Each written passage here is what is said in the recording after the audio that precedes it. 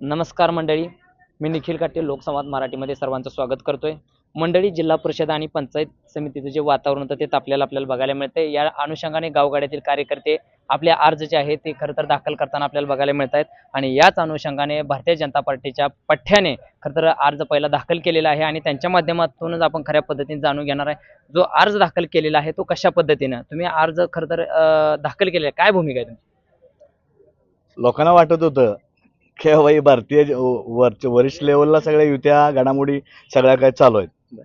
मला तालुक्यातून बऱ्याच लोकांचे फोन आले, काय तुम्ही पण 100% मॅनेज होणार आणि तुम्ही काय अर्ज भरू शकत नाही.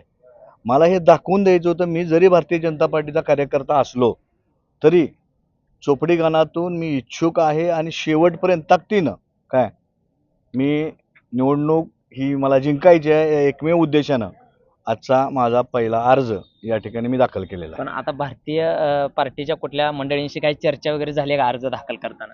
आहे. चर्चा होतच असते. बरं, काय काय? त्याच्यातनं काय चर्चेत ना? नाही, चर्चा होतच असते. चर्चा जरी झाली हा. तर माझ्या मनामध्ये काय, लोकांच्या मनामध्ये काय आहे, बरं. लोकांना काय पाहिजे, हां, हां, हां. लोकांना आपापसामध्ये मिटवून नाही पाहिजे.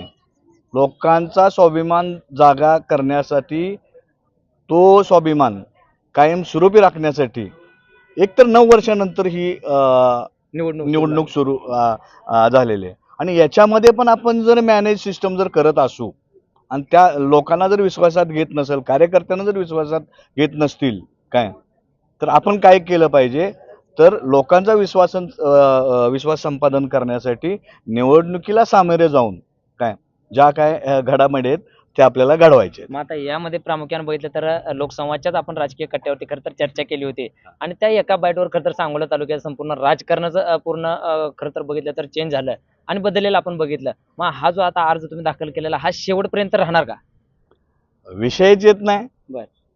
मला आज अर्ज काढून घे हां. म्हणणाऱ्याचं काळीज लय मोठं पाहिजे. मग भारतीय जनता पार्टीकडून तुम्हाला आता एबी फॉर्म वगैरे जोडलाय की तुम्ही कशा पद्धतीने अर्ज दाखल? नाही नाही, 100% मी भारतीय जनता पार्टीचा कार्यकर्ता आहे बरं. आणि भारतीय जनता पार्टी म्हणूनच मी आजचा अर्ज भरलेला आहे. बरं. काय एबी फॉर्म जोडायचा का एबी फॉर्म काढायचा, फॉर्म बाद करायचा हा. हे त्यांनी ठरवायचं आहे. पण रिंगणामध्ये तुम्ही आहे आता. रिंगणामध्ये 100% आहे.